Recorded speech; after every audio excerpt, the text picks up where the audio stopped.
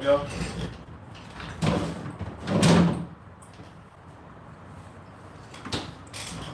What's up, yo?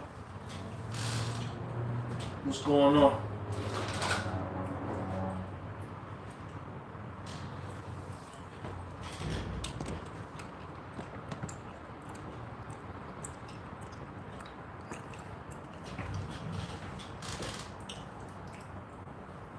Max P, what up? What's going on, everybody?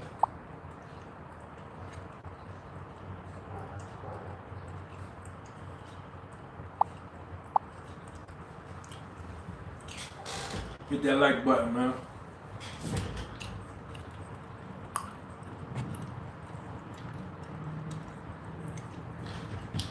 All right, Max P. Yeah, let's get to it, man.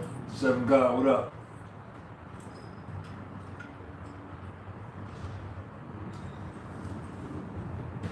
Hassan Nassar, what up, what up, what up? AdWords, what up?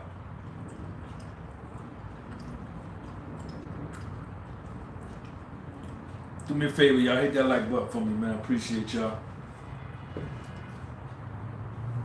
Let a few more people come in the room. 6:30.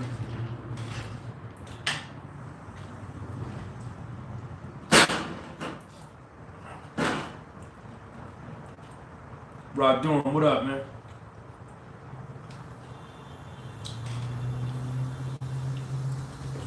Thank you, man. Yo, so I wanna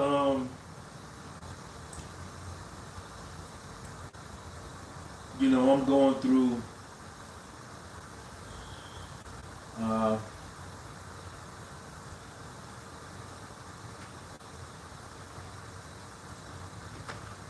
I'm a little hurt.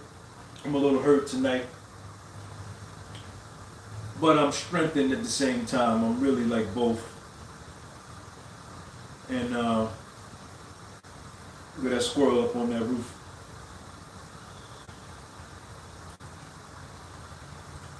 You know, I got a son. My son is 11 years old.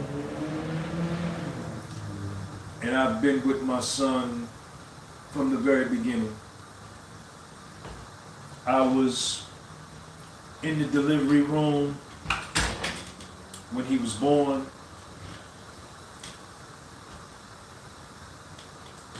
He lived in my house. I changed his diaper. I put the pacifier in his mouth. I bought all his bottles. I took him to the doctor. I took him to the dentist. I bought all his Pampers, all his diapers, his pull-ups, his onesies. You know, I did all of that. Hit that like button, yeah?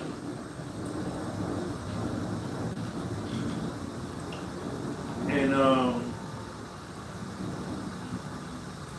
so I've been with little Sean from the very beginning. From the very beginning, I've been involved. And I say all that to just like kind of qualify and to lay the groundwork for what we're going to talk about tonight.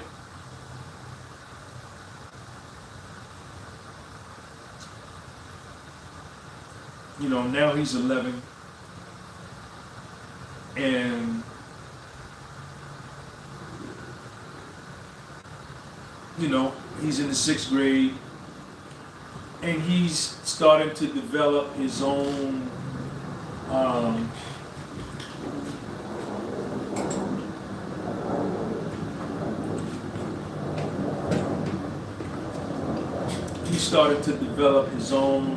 personality, and that's cool, and I love that. And I spent a lot of time with Sean. You know, I got joint custody with his mother.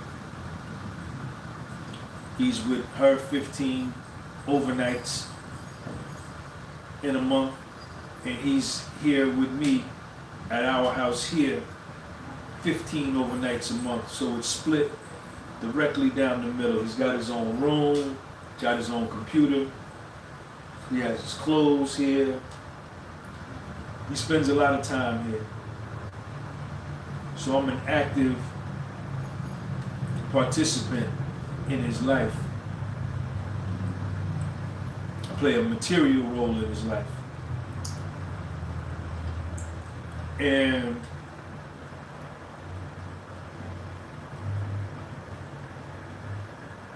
I love my son more than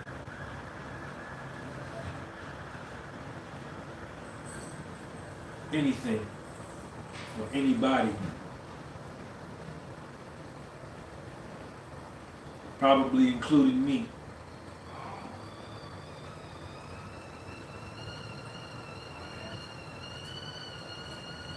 And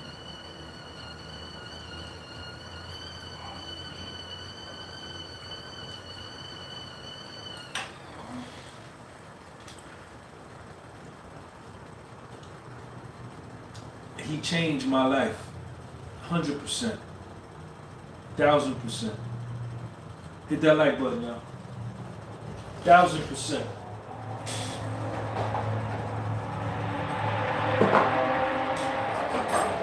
For the better. Share this video. For the better.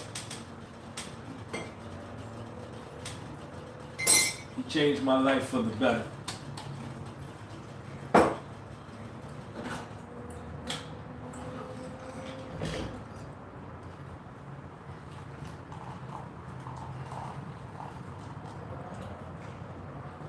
A little coffee. Not too much.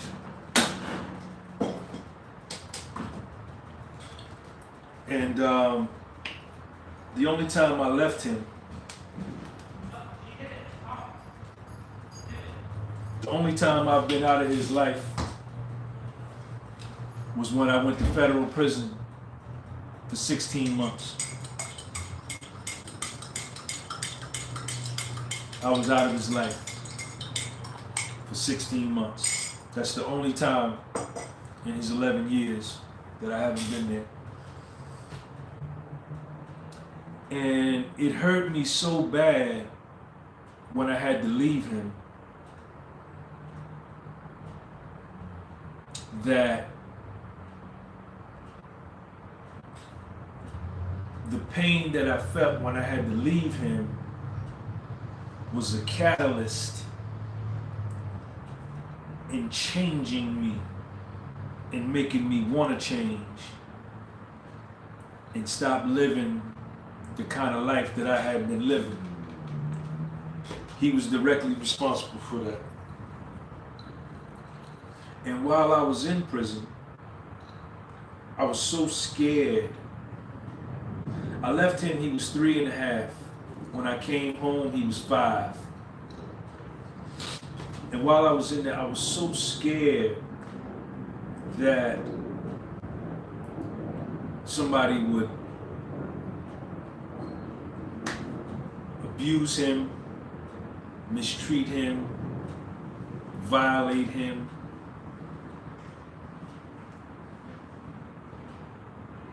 Not care for him. He was with his mother, so I knew he would be all right as far as her, because she does a great job with him. But I was concerned that I wasn't there.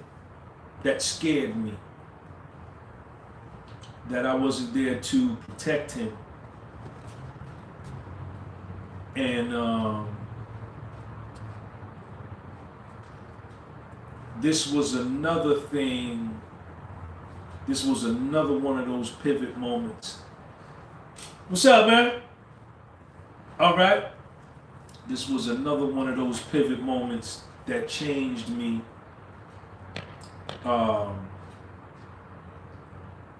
And made me stop being so selfish and to put my love and concern on more love and concern for me on another human being. He gets way more love and concern from me. than I give myself. And he taught me that.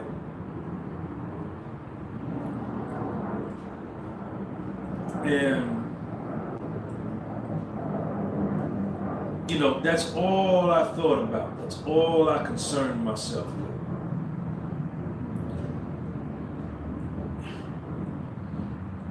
You know, and thank God nothing happened to him while I was away.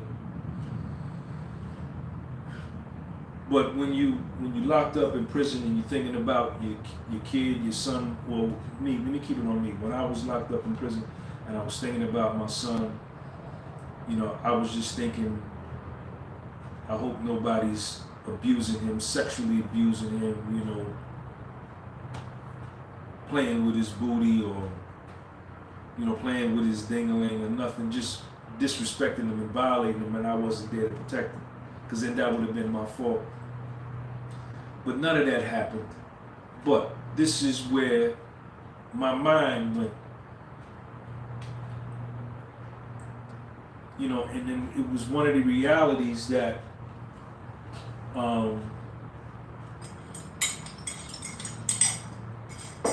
that made me know that being a father is, especially of a boy child, is very important, man. Very important.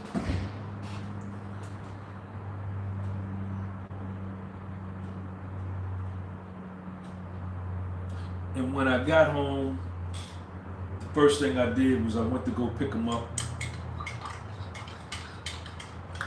Cause he's all I really was. He was all I really thought about. The majority of the time I was in there, he was the only real person that I missed. I missed him. I missed him. And my time away from him made me fall in love with him even more.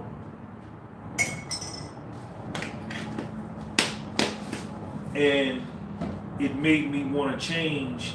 It changed me even more. So I got out. I went to pick him up.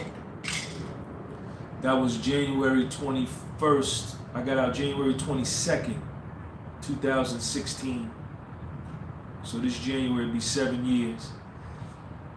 So it's been 6 years and some change. About 9 months. I haven't been out of his life not one day since then. Not one day. I've been in his life every single day. And, you know, shout out to his mother. His mother does a great job with him. They have a great relationship.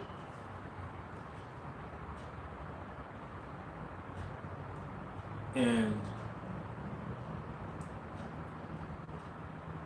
you know, me and her went through our thing with custody fights and custody battles in court and this and that, you know, all that kind of nonsense. We went through all of that. And I was perfectly relentless in my pursuit to make sure that I was going to be a mainstay in a material part of his life. Quan, what up? I see you. And I did that. I represented myself in child support court. I went up against lawyers. I went up against the judge. I didn't care who was in front of me. It could have been Jesus, the Prophet Muhammad,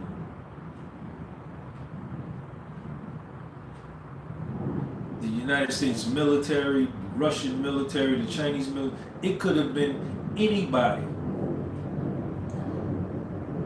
I was willing to die for my universal right to be in his life.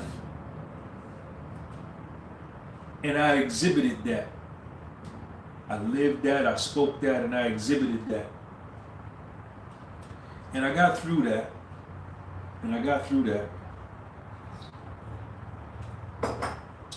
And I've been in his life every day. Now,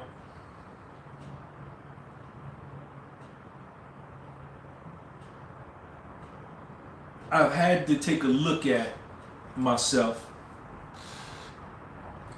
and I've had to really get honest with myself about what I'm doing in raising this little boy, right? And I'm not perfect. I make mistakes with Sean. You know, there's no instructions manual. There's no guide. There's no book on how to raise a child. You know, you learn on the fly. You baptism by fire. You're thrown to the wolves. You know, you don't get to play rookie ball or JV. You're immediately thrown into professional life, professional fatherhood. And that's cool, and I love it. I love being a father. It's the best thing in the world.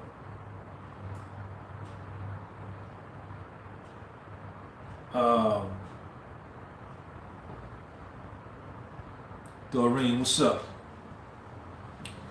It's the best thing in the world. And, you know, what I do with Sean, I'm very cognizant and I'm very observant and I'm well aware of the pussification of children in today's society, 2022, 2023.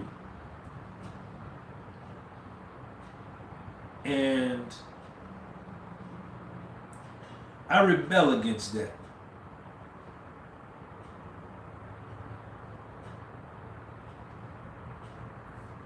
Everybody else, y'all can do Scram Jam. Y'all can do whatever you want with your 11-year-old. You could do whatever you want with your 6-year-old. You could do whatever you want with your 13-year-old. I don't care what you do with yours. That ain't none of my business. I mind my business. And my business is me and my son, who's 11 years old. And I look around and I observe the weakness that's being taught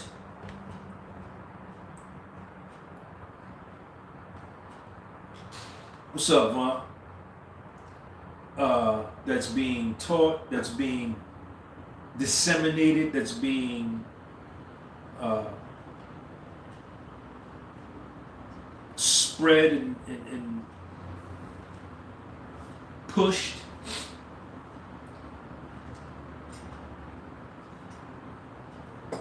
And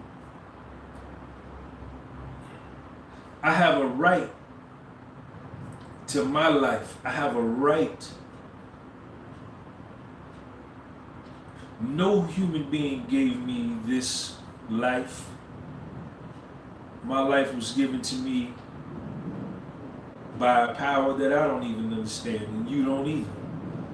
Somebody told you what it was and what they think it is, and you may have believed them, or maybe you've come to your own conclusion about what you think this power is, but you don't really know, and neither do I. And that's okay.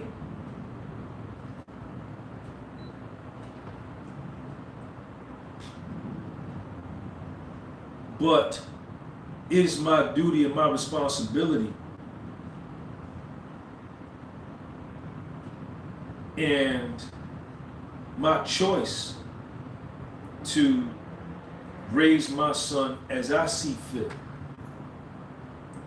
to educate him in a manner that I see fit based upon my own life experience, right? And based upon my own wisdom. I'm 53 years of wisdom, he's 11. So I'd be a damn fool to not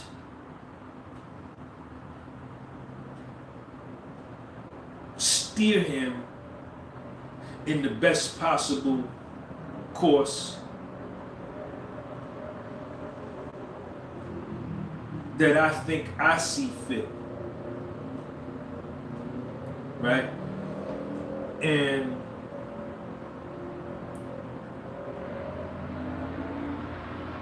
you know, I'm not gonna allow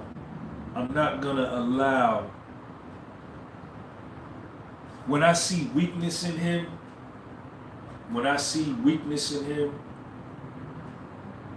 I address it immediately.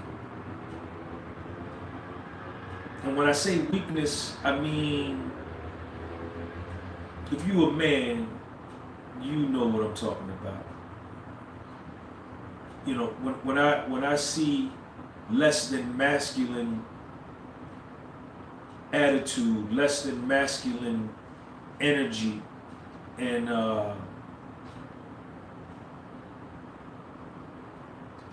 mindset, you know, I address it.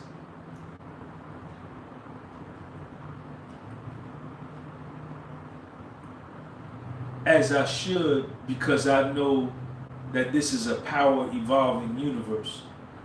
This universe thrives off of power. This universe moves off of strength.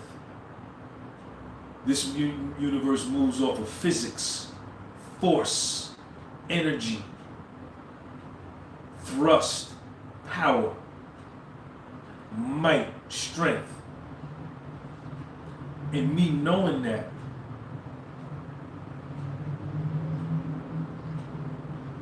as I've seen it in my life, with my weaknesses that I had at 11 years old, my weaknesses that I had at 14 years old, my weaknesses that I had at 19 years old, my softness and my weaknesses that I exhibited at 26 years old.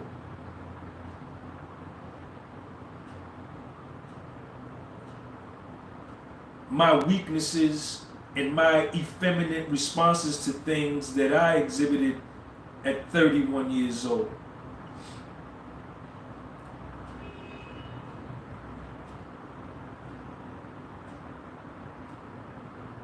And how my weaknesses and my effeminate responses to situations, having been raised by a single woman,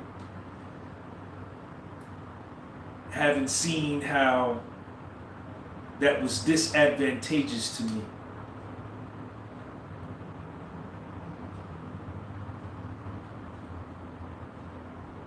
And how much pain that caused me, how much problems that caused me. Because I wasn't strong.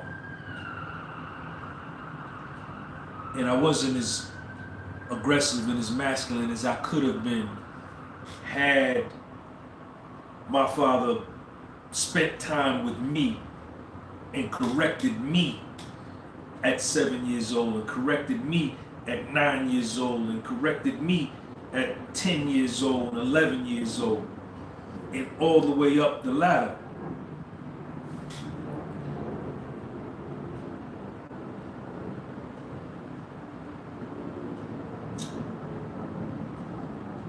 And I remember when I got to college, I began to observe and be aware of dudes that said they came from a two-parent household versus dudes like myself that came from a one-parent household with a mother. There was a stark difference. Stark.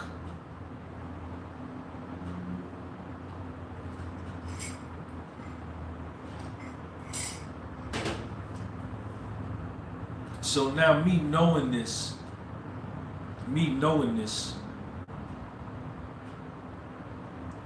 share this video, y'all.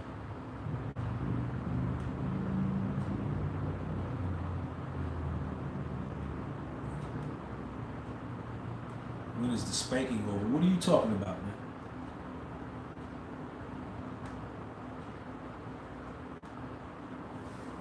Don't make me block your stupid ass. You on here with some dumb shit.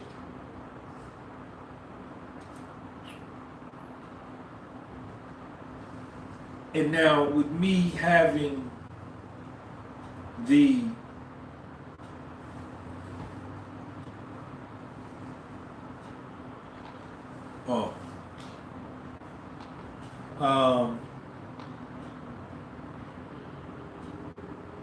so me seeing how this society is and me seeing how these kids are, I'm just not gonna have it. And I'm not deliberately setting out not to have it. It's just how I was raised. This is how I was raised, how I was taught. My life experience is not gonna allow little Sean to coalesce and fit in to this weakness. I'm not gonna allow it because it's not pleasing to me to see. It doesn't make me feel good to see. And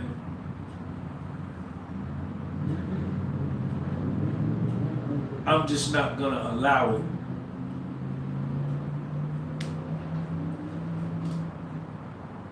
And me knowing how my weaknesses hurt me,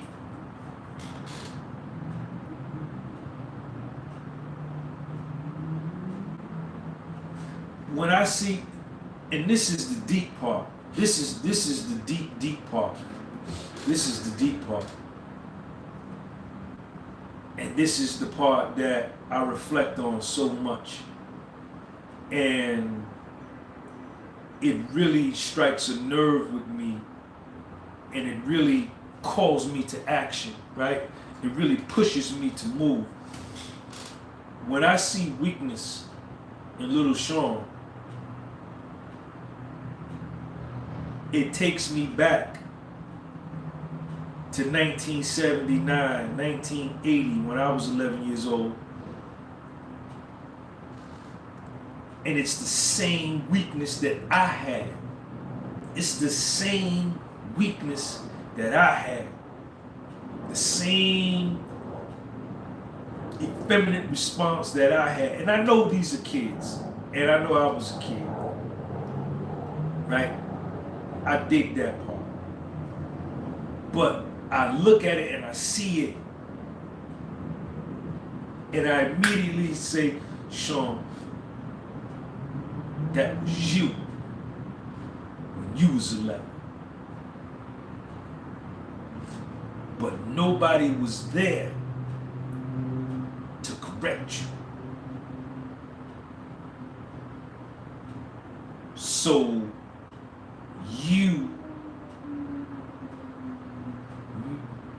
that weakness became a part of your character and who you are. Stephen Goodman, I think I stopped getting whoopings like I was around 14, 15, something like that. Once I got bigger than my mother, she stopped whooping And those weaknesses became a part of my character. And it led to a lot of poor decisions. It led to a lot of bad judgment. It led to a lot of quitting. It led to a lot of crybabying.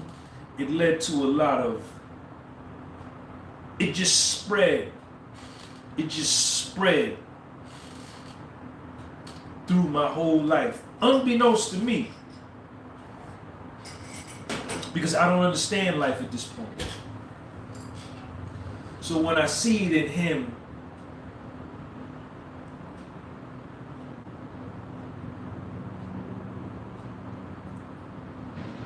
I hate it, because I hated it when it was in me. Right?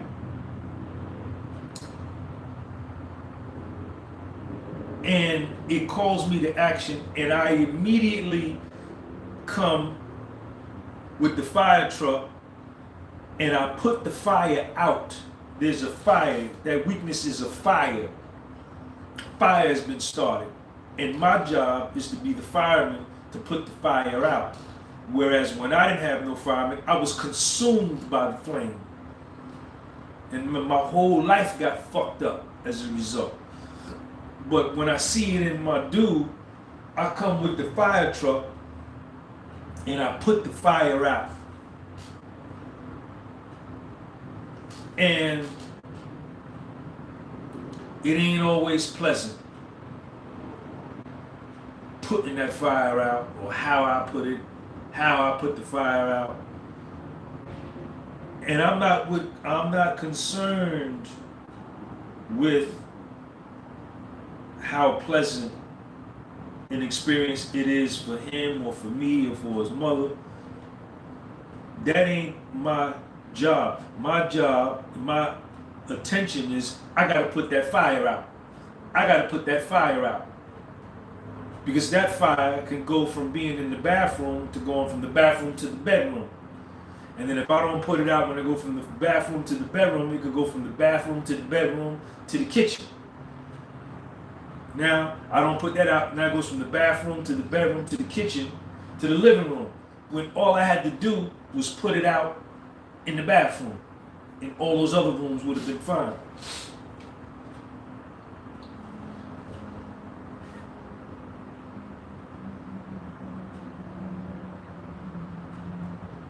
And I have to say,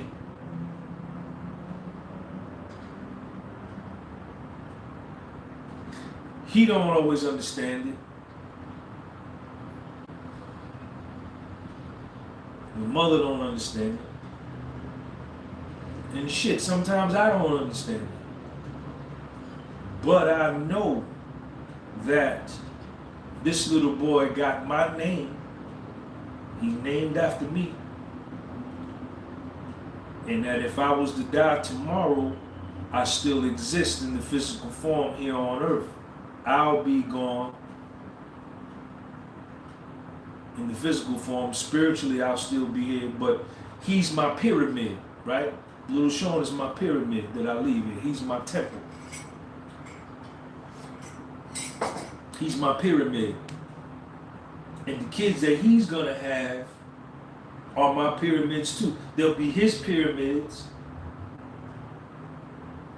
and the kids that his kids have will be his kids' pyramids, and his pyramids and my pyramids. So these are the things, even though we leave here, we still be here.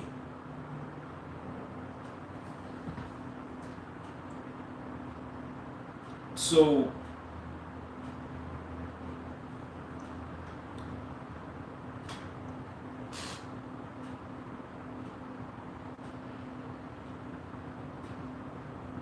that being the case,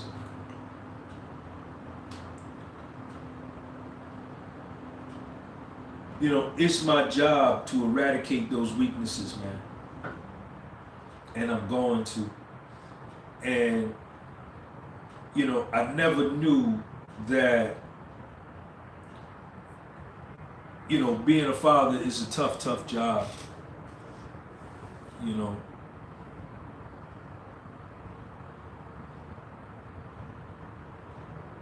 But I'm just my nature of who I am and what I've been through, my life experiences. You know, I've had a hard life. I've had a tough life. And that's what's made me tough. And that's what's made me strong. And that's what's made me great. And that's what's made me beautiful. Right? And that's what's made me powerful. And that's what made me tremendous.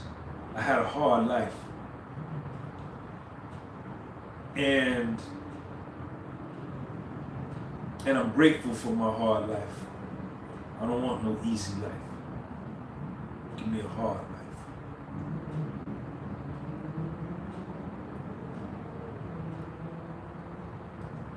And I'm gonna instill in him the strength and the power, the strength of mind and the strength of will,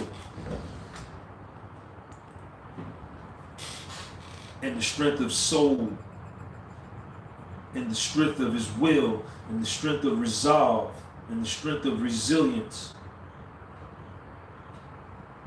I'm going to put that in him. I'm going to put that in him.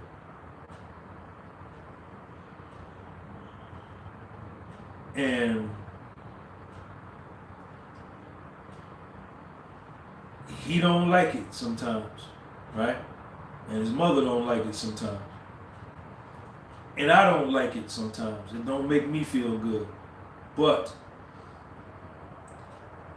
I will not sit back and see a defect, a flaw, or a shortcoming and not address it for fear of hurting his feelings or his mother's feelings. I'm not going to do that. Because then I wouldn't be doing my duty as a father.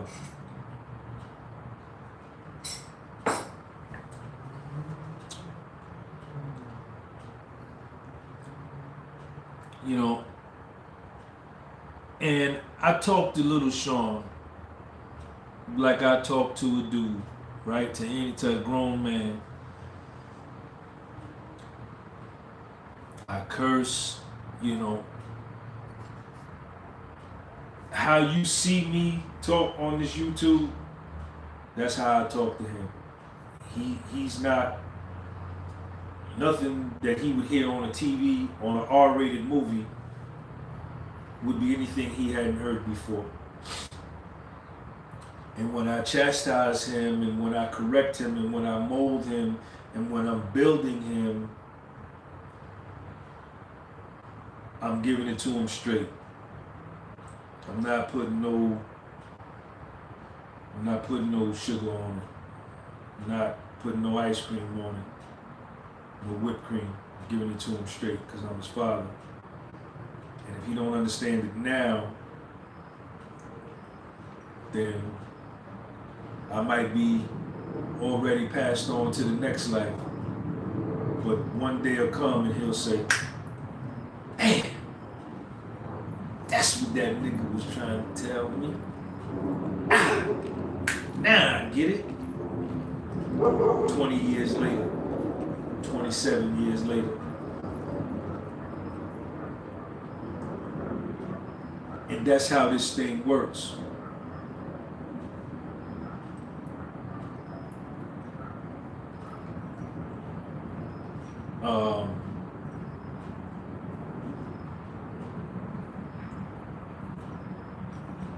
But, you know, I see the weakness in the information that these kids are receiving.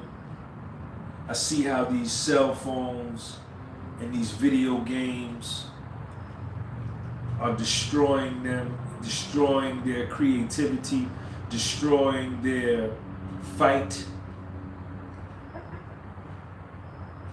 Right?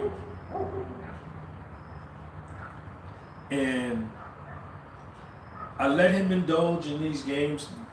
I don't prevent him from playing. He plays with his friends. Some of them be over here, over there. They get on the same phone and they play.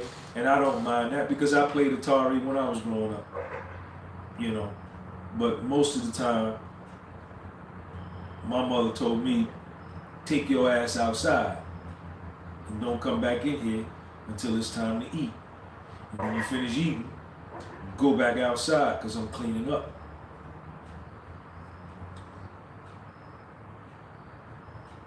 And like, I don't let him, you know, I don't let him get involved in none of this stuff that I don't think like a boy should be involved in. You know what I'm saying? You know, this is just my opinion. You know what I'm saying? And, you know, it's hard. It's hard. But I gotta fight for his soul, right?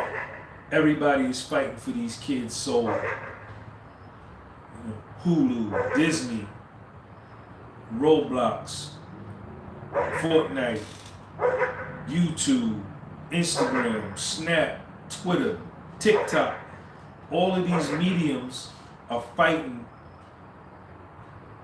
to capture the souls of these young kids, of my son. And until he's able to defend himself, it's my job to defend him. And so, you know, we got into it, what was that, yesterday or the day before yesterday? It might have been the day before yesterday. You know, he was playing baseball and he just, you know, he wasn't showing the energy, right? And the aggressiveness that I know he can show. And it bothered me. It made me mad. And I told him, you know, I said, Sean, I don't care if you get up and strike out 40 times in a row or you make 65 errors in a row. If I can see your body language and your mindset and your eye contact and the look in your eye that you going all out,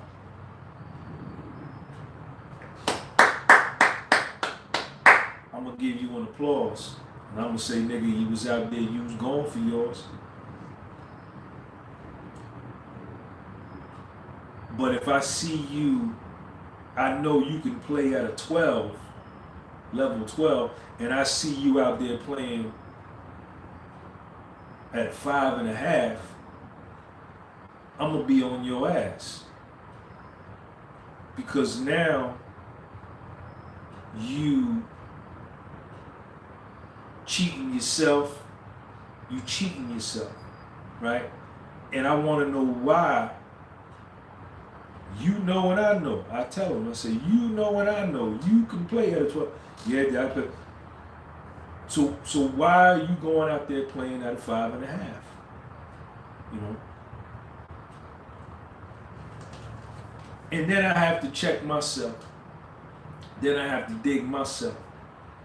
And I have to say, like, damn, Sean, the nigga only 11 years old, man. He only in the 6th grade, man. He really don't understand. And I was talking to my nigga Black about this today. He really don't understand excellence and commitment and concentration and the level of focus. You know, an 11-year-old's attention span is not that deep.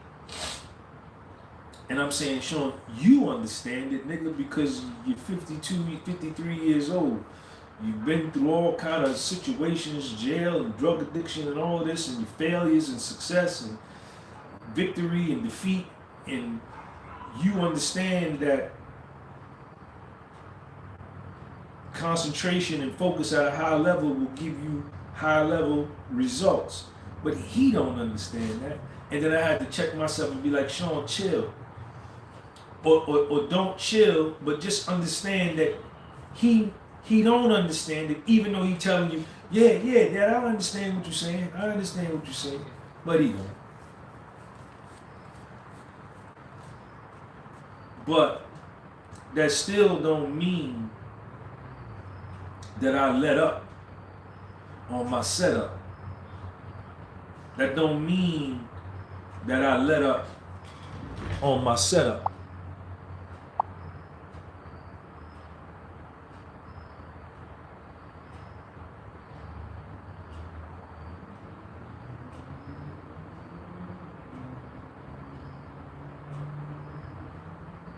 Core Mechanics, what's up, man?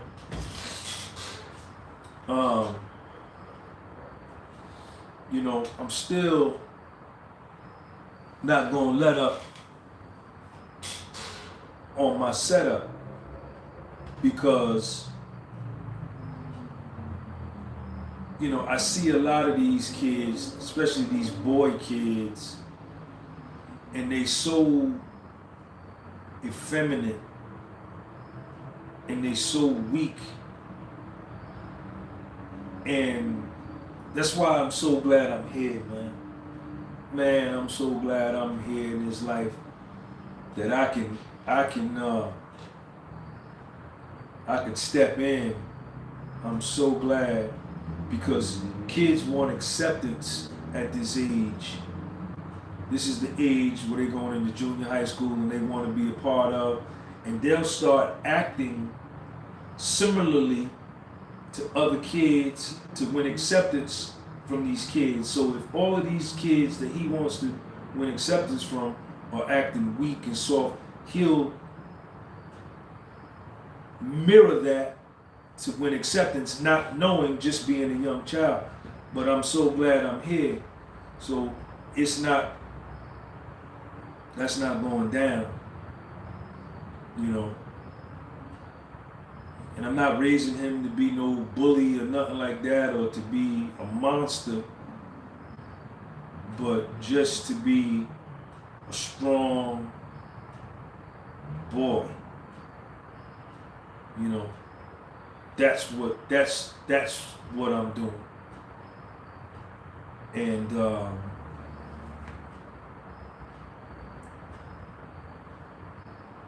you know, that's kind of where I'm at. So I got on him the other day after a game because he wasn't giving his best effort, you know, and I felt so bad. Oh man, I was so hurt. I was so hurt because I knew he was hurt, and I said some things to him, you know. I said some things to him, you know, in a hurtful way. I said some hurtful things to him. And that shit didn't sit right with me at all. So I went today to school and I picked him up from school and I took him to lunch. Little Sean has a heart of a lion. Appreciate you, Steve Goodman, man. And apologize about that before, man. When you said something, I thought you was trying to be funny, man. Apologize. I picked him up and I took him to lunch. And I apologized to him. You know, I sat him down. He wanted a slice of pizza and a soda. I wanted a slice of pizza and a soda too, but I didn't get one because I'm working on my abs. But we sat down and I told him. And, you know, he told me something I said to him hurt him, and I said, Sean, I apologize. I said I was wrong for saying that to you. I was wrong. And I was. But I was hot at the moment. I was heated at the moment. And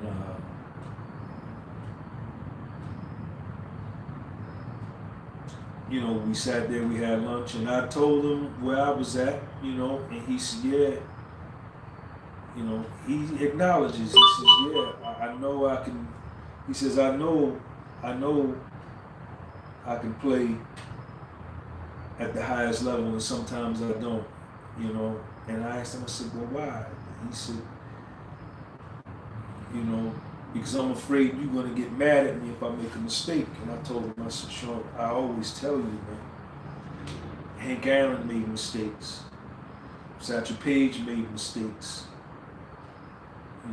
Lawrence Taylor made mistakes. Doc Gooden made mistakes. Kobe Bryant made mistakes. I said, I don't care if you make mistakes. It's just when I don't see your energy and your trying at your highest level. That's what bothers me. When I know that me and you practice, I see. I put the bat in your hand when you was 18 months. I'm the one that nobody takes you to practice, nobody takes you to the games, nobody comes to your games, nobody plays catch with you, nobody throws BP to you, nobody hits ground balls to you, nobody hits pop flies to you, but me in the world. So I've been doing this with you for 9.5 years. So I know the level that you can play. And when I don't see you playing at that level, that bothers me. He said, yeah. And I don't think he understands it. I don't expect him to understand it, but I got to keep saying it to him. It may not click while he's 11. It may not click when he's 14. It may not click when he's 19, but it may click when he's 26. He said, damn, I see what he was trying to say. I remember. And he may see other examples and it may bring it home. So we had lunch and we talked and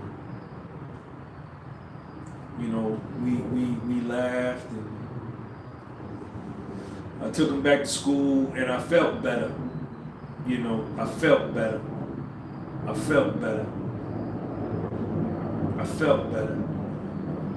And his mother was mad. She mad with me.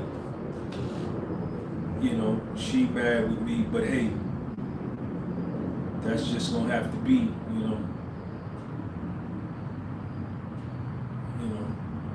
I'm not gonna.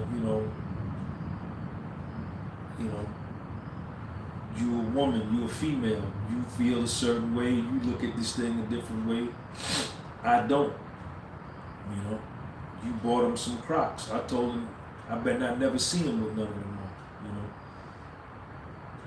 on. It's just certain things that as a man and as his father that I'm just not gonna allow. And we not always gonna see eye to eye. But because me and her don't see eye to eye, that don't mean I got to adjust my principles and my morals and my values to accommodate him or her. No, because then I'm exhibiting weakness. I still got to stand on my square and maintain my position. And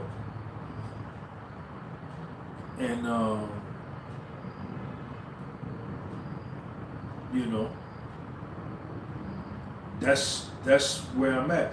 And for some of y'all that have kids, you may agree with me or you may disagree with me on this topic. And that don't matter. Because none of y'all are gonna die for me. And none of y'all are, you're gonna die for yourself. You're gonna live your life.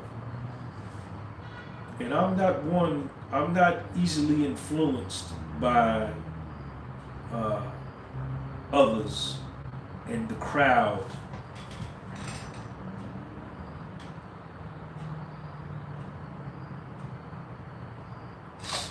Yeah. She bought him some, and I told him not to wear it. He wouldn't wear it. He was telling us no. He was telling him, no, I'm not wearing that. And I talked to her on the phone. I said, listen, I told him not to wear that. I told him I don't wear no Crocs. He ain't wearing no Crocs. He's not wearing Uggs, none of that. this is my opinion, you know, and you know, I come from the street. I've been in prison. I've been, you know, that just ain't all right with me, based on my life experience, you know, and I think he said she made him wear him one day. She told him she was gonna whoop him if he didn't wear him, you know, and you know, but he pretty much follow me, you know, and that's one of the beautiful things of fatherhood, especially when you involved with your kids, is they worship you, man. They worship you. You know, and if you really instill it in them, they love you like crazy. You know.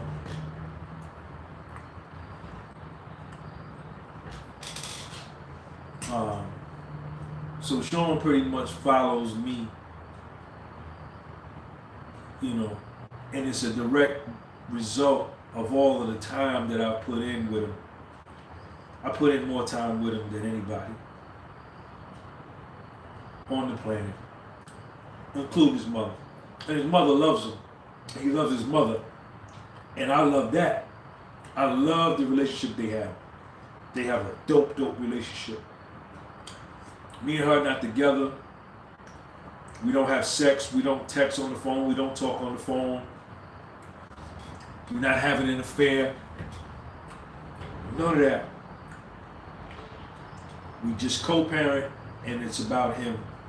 And we're doing a fantastic job. She's doing a great job. And he loves her, and she loves him, and I love that. But I know that she's a woman. She's a woman. And all she could do for him is nurture him and care for him and protect him.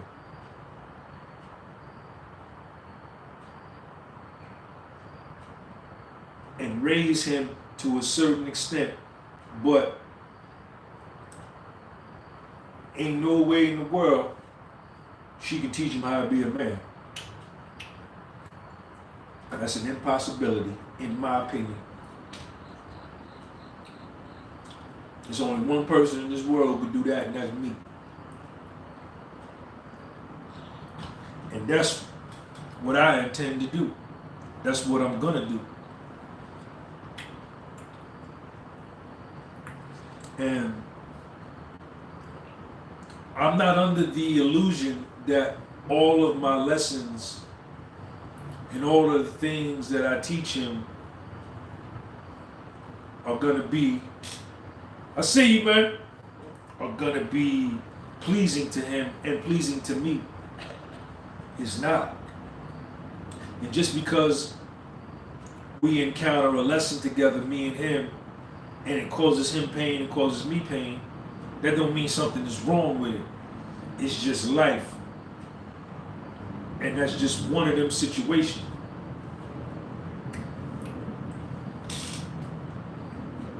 And I'm not under the impression that if the lesson ain't wrapped in a bowl with a cake on top and balloons, like every lesson needs to be like that. It needs to have cake, balloons, and dances and music. Nah. Some lessons involve tears. Some lessons involve tears. And a broken heart. You know?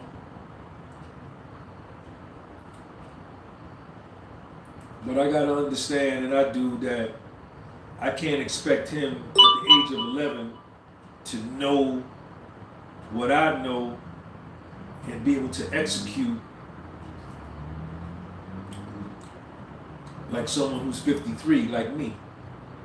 That's insanity for me to think that he is supposed to be able to take everything I say and execute it now. Not gonna happen. I struggle with that.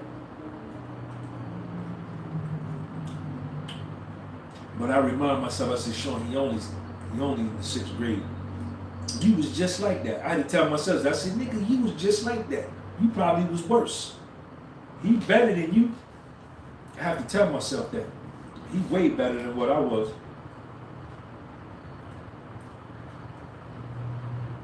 So, you know, we gotta fight. We gotta fight for these kids' lives.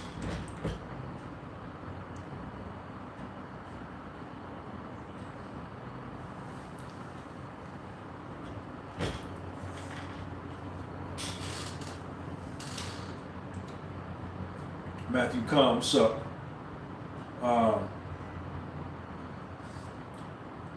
But my goal, what I'm gonna do, Sean is gonna be a masculine boy. He's gonna be a masculine child. He's gonna be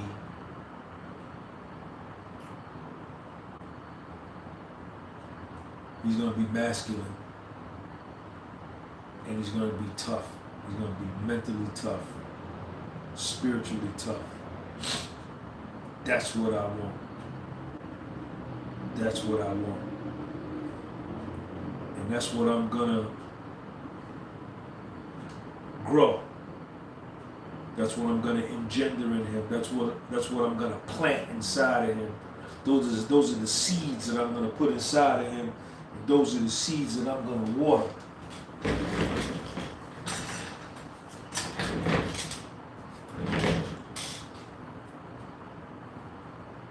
That's it. Because I know what he's got coming with this world.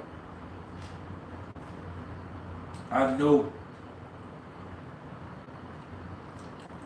this world ain't for the weak. This world ain't for the weak.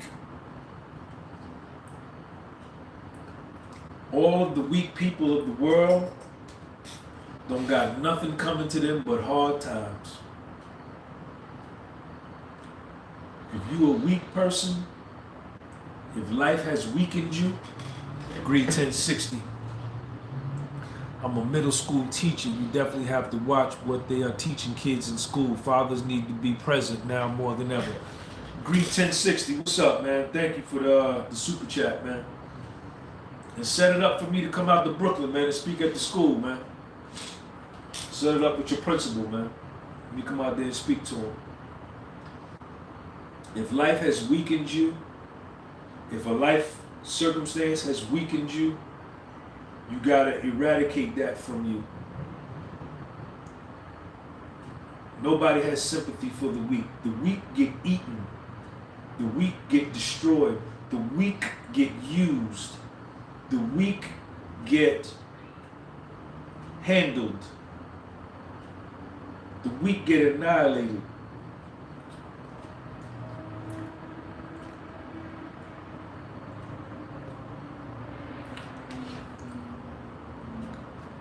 And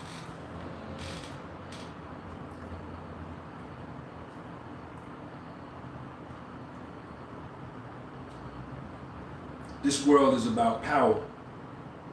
The universe is a mechanism and an organism. The galaxy is about strength and power. The universe is about strength and power.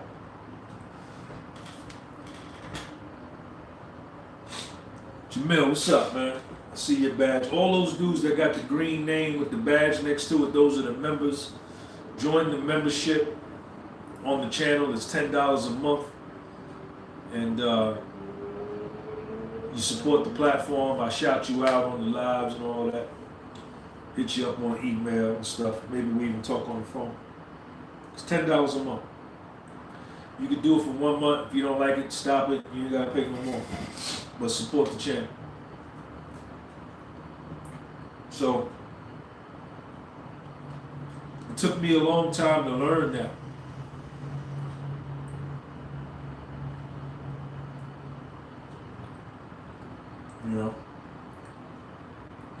So, all you fathers that are out there that are gonna watch this video or listen to this on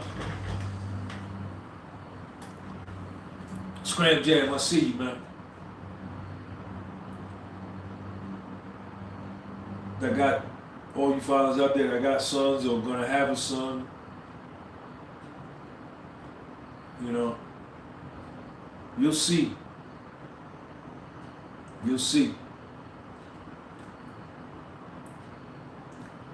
You know, I keep him with me, man. I keep little Sean with me, man.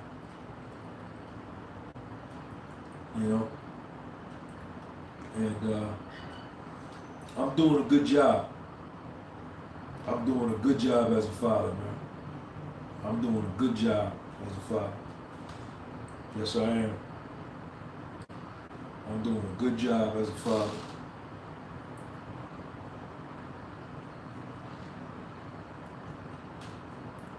That's because I put the time in. I put the time. It's important to me, man. And my son is a boy. He's a boy. He's not a girl. And we don't do anything. We don't do anything that girls do. We don't do anything. I don't teach him to, we don't respond that way. I'm a man. His mother's a girl.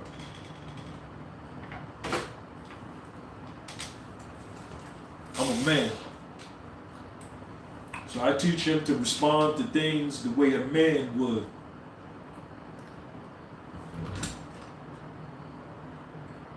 I don't allow, and I'm not going to tolerate that. We're not going to do that. That's me. That's how I was raised. You don't have to agree, you know, you can disagree. I don't care. You can agree or disagree. What you think don't even matter to me. I don't care.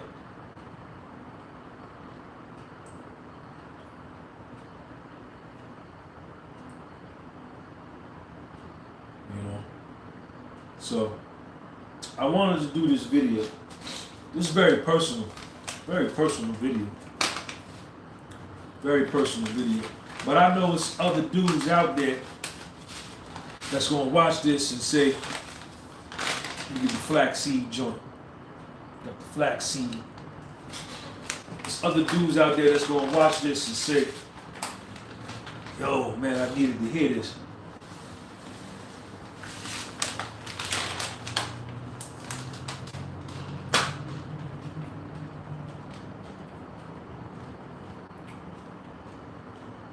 And maybe there's some mothers out there that will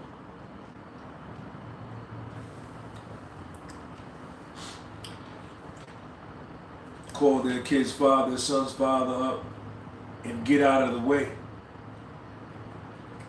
and allow their fathers to be fathers. Because if you a mother and you are deliberately and intentionally and with a pernicious intent to deny the father access to his son, you are in a way committing a crime against humanity. You're committing a crime against your own child's soul.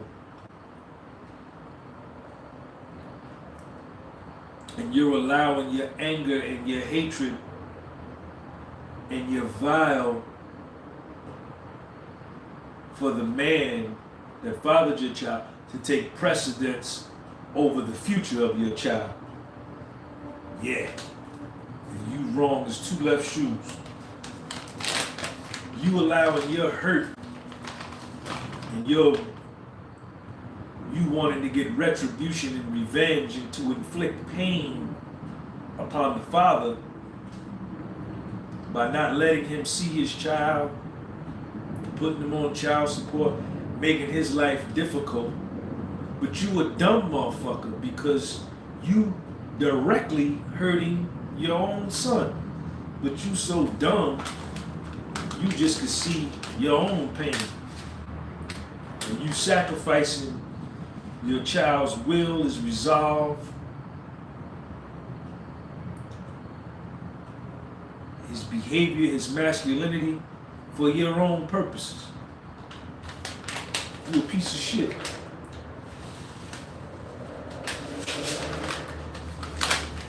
And you selfish.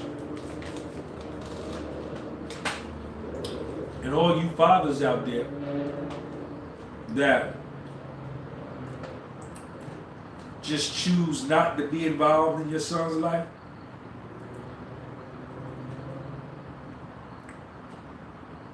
those of you fathers out there, y'all give up and quit because she won't let you see him. You give up and quit. That's a sign of weakness. You are being weak because you're supposed to fight for your access to your flesh and blood, because you are the one with the cream of life. The man has the cream of life that impregnates the egg, and the child is just as much yours as it is hers. And if you let her little antics discourage you or break you, and you run off and say, oh, she won't let me see him, she won't let me see him, you weak. You supposed to fight for your right to your life. And if you got to go file motions of child support, demanding visitation, you should be doing that. And if you're not doing that and you just running off, you are committing a crime against humanity. You are allowing a woman at that to run you off from your son, and you won't spend no time with him, and he grew up acting like her and the grandmother, which is a reflection of you. Which is a reflection of you.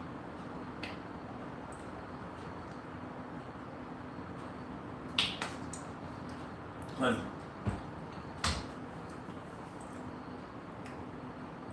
So, we got to fight for these kids. We got to fight for these kids. Fool them, devil. And you ain't gonna have no good luck to the mother that deliberately blocks the father from seeing his children. You ain't gonna, that's why you don't have no good luck. Don't nothing good happen for you. You have problem after problem after problem.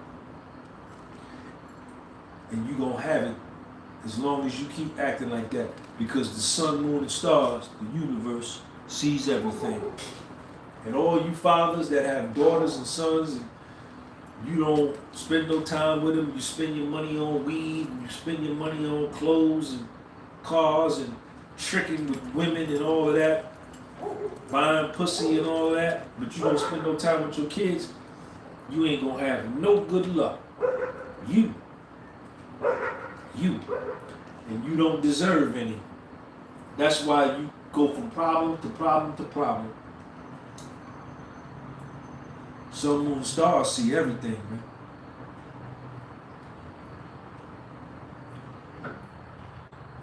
Y'all ain't got to like each other. You ain't got to even speak. You ain't got to like each other. You don't got to be friends. All right? The marriage didn't work, or the relationship didn't work, or the affair didn't work. Whatever it was, you was a side piece, or he was a side piece. Y'all was having an affair. All right, it didn't work. But you know what we're going to do? We're going to be adults. And we're going to work together. We're going to compromise and work together for the benefit of our daughter, or our daughter and the son, or our son.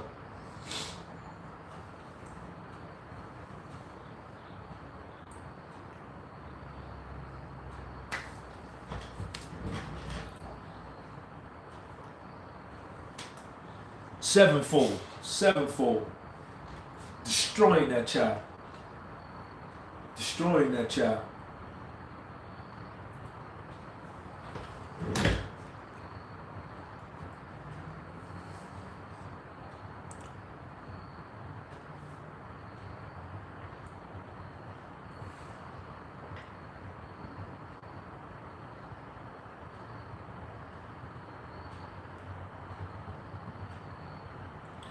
Matthew Kahn, Sean, I think you're modeling a good life for your boy. Also, the fact that you're struggling with this suggests you're a good father because absentee and neglectful parents don't reflect like this. No, they don't. Rodnika Johnson, we got to stop trying to be these kids' friends. They need strict parenting, period. I had tough love, thank God. Shout out to Rodnika Johnson. Yeah. Sean is my homeboy. That's my main nigga. Man, that's my nigga, man. And when we chillin', we ride in the car, and we listening to Run DMC or Ultramagnetic MCs or Slick Rick and Dougie Fresh, The Show, or the Fat Boys, or whatever music we listening to, that's my man. But, like you say, Rodnika, and I treat him as such. You know, we walk in the store, we just be chilling. But that's when I be on this side. It's be my best friend, my main man. But then there's another side on this side of the fence, this side of the line. I ain't your friend. I ain't your homeboy. I'm your father. And this is a lesson I gotta teach you. So you're absolutely correct. Absolutely correct.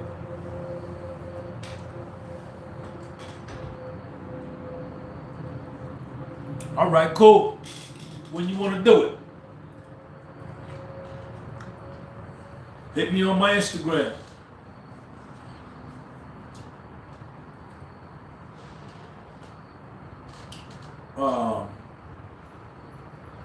You know, it's a fine line. You know, and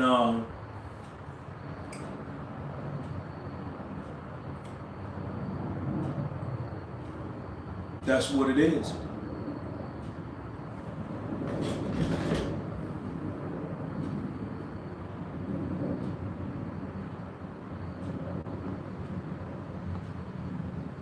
All right, I'm gonna call you, man. I'm gonna call you when I get off of this live. We're gonna set it up. We're gonna set it up.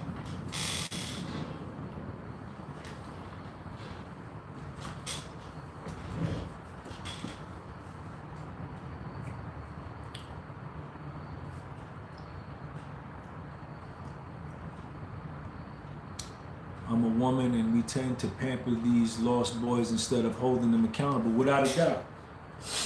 Without a doubt. You know, the mothers, you know, they just love their sons to death. They love their sons to death. You know, it happened to me. You know, my mother just, you know, every time I got in trouble, she bailed me out.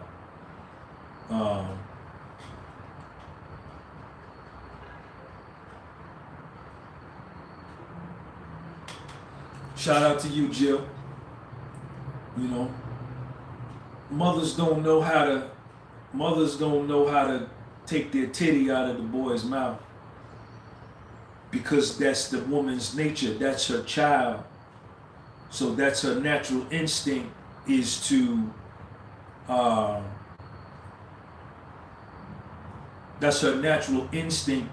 care and to nourish, and that's all she sees. But a father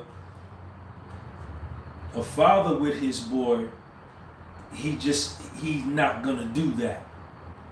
He's not gonna do that. He's gonna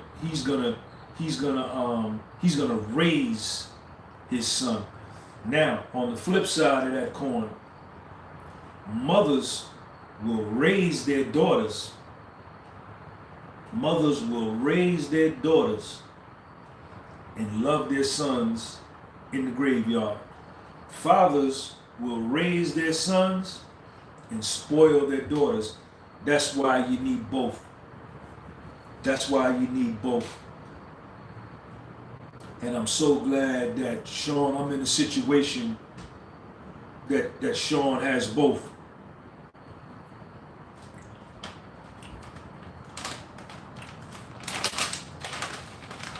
I'm in a situation where he has both. He spends just as much time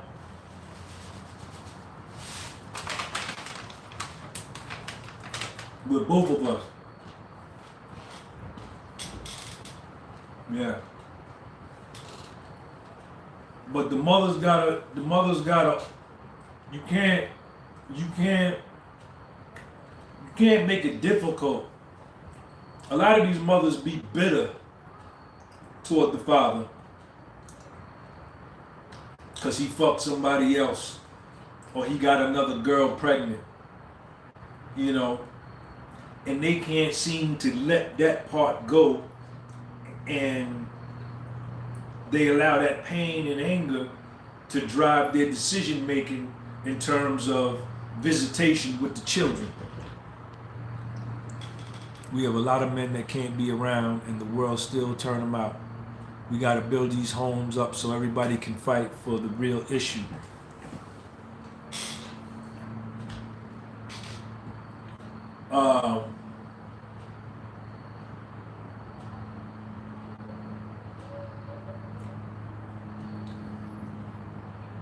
That's what it is. You know? That's what it is.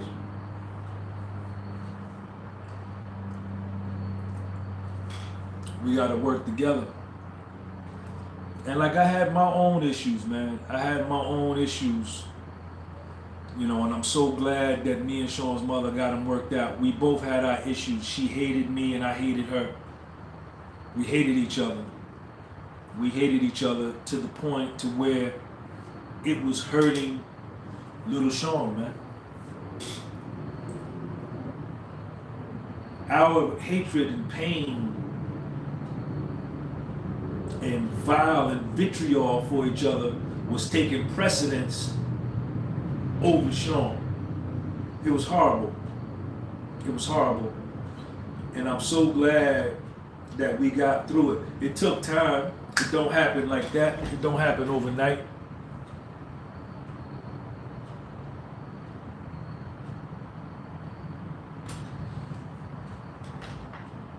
A lot of men hate the mother of their kids, so they leave the kid alone too. Yeah, that's I've seen that.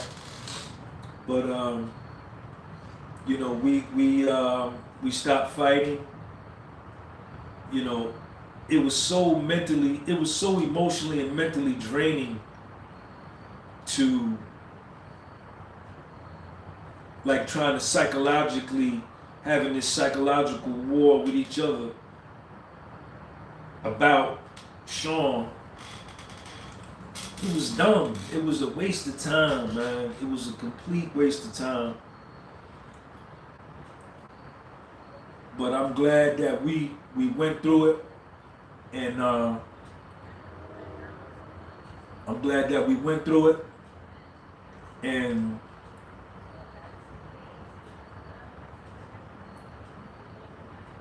you know, it's over. You know, we don't go through any of that anymore, man. You know, we work together, and when we talk on the phone or we text, it's always about Sean, and that's the extent, you know. And I want what's best for her, and you know, because for me to not want what's best for her, for me to want to hurt her, why would I want to hurt her? This is how stupid I was. This is how dumb I was. So I'm trying to hurt her situation, her life, and that's his mother. So I'm hurting him. Dumb. How can I really say that I love him? This is my main man. This is my heart. This is my soul. And I'm trying to hurt somebody that he loved. Stupid. I was dumb.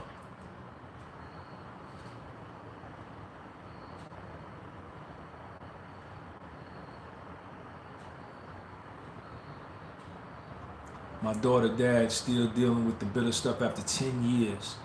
This broad so hung up over a man that wasn't even perfect for me. Like co-parenting is so important. Hurt people hurt people. Right, Kahende, what's up?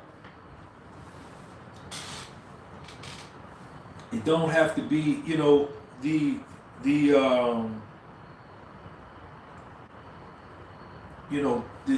child has to take precedence, man. The child has to take precedence.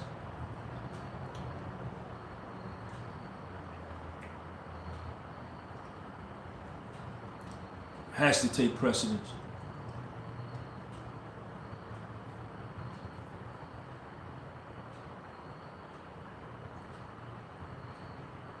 You know?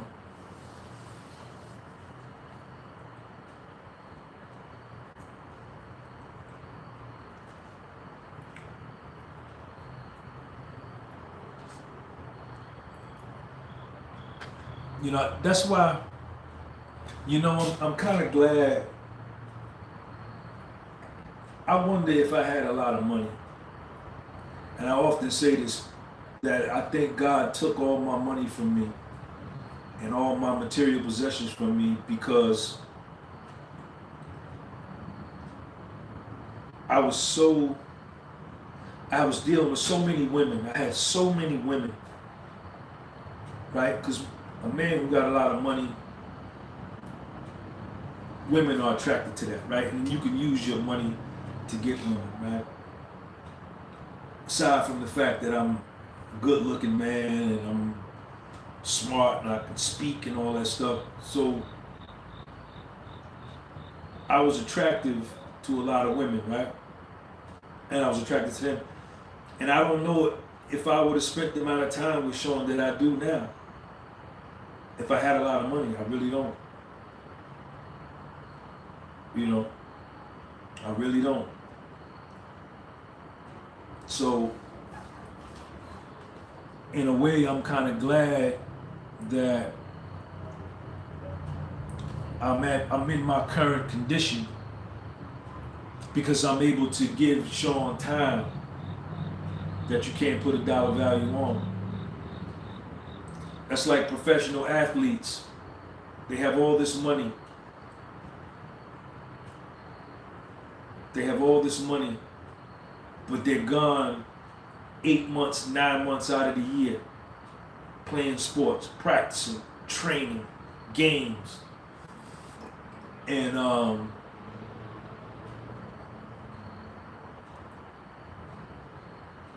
they don't get to spend time. They don't get to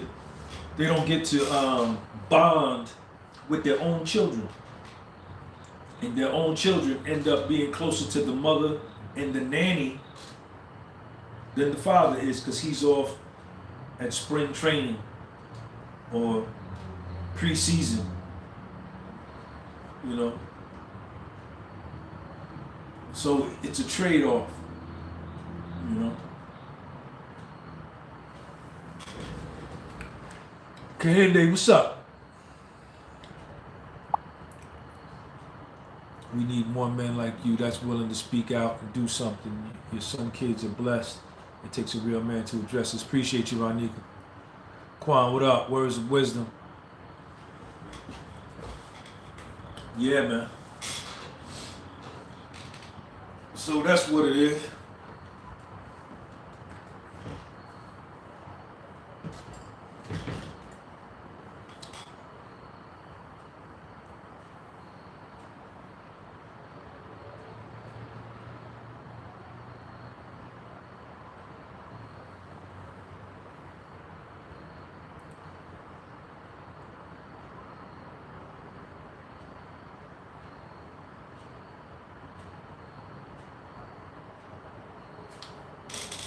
Yep. That's what it is.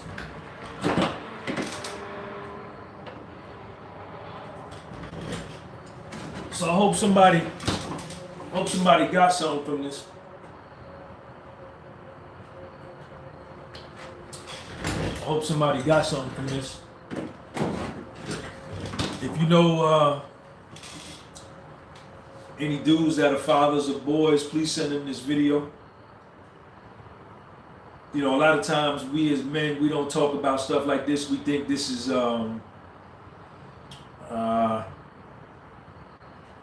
being too vulnerable, right? You know, showing weakness. But that's, you know, I don't take that position. You know, a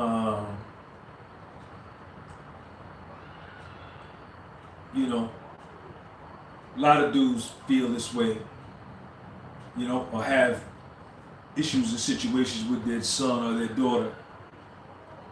And, you know, it's all right to talk about it, man. You know?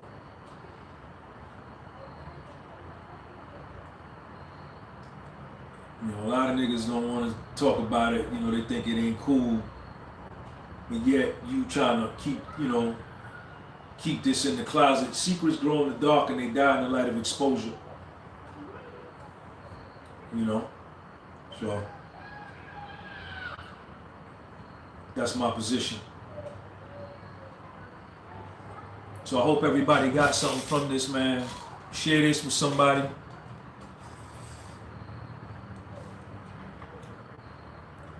Ronika, Lord sounds like the story my dad told me. He was that dude, and because he couldn't be what mom wanted, once she got pregnant, she moved on and kept me away. My aunt secretly took me to see him.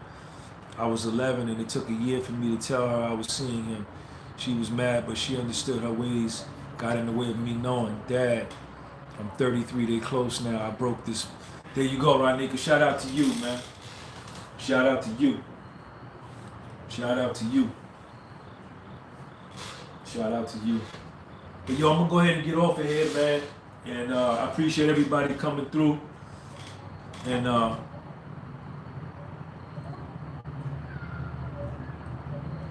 appreciate y'all for coming through. And make sure you subscribe to the channel, share the video. And Rudy Wade, thank you, Sean. They say secrets keep you sick. Secrets keep you sick. Scram Jam, what up? Wayne, what's up, man? Fit Life Wayne, I see you, man. Max P, thank you, man. Fit Life Wayne, I see you, man. I see you, baby. West Coast. Shout out to Los Angeles, man. Shout out to the West Coast. They in the building. So I'm going to holler at y'all later, man. Ronika, thank you for coming through, man. You added a lot to the discussion, man. You know, I appreciate you, man, appreciate you, Agent M13. Superfly died. Okay, you're right. All right, y'all. I'll see y'all later, man. Share this video with somebody. Join the channel membership, man. The channel membership link is underneath this video. Peace.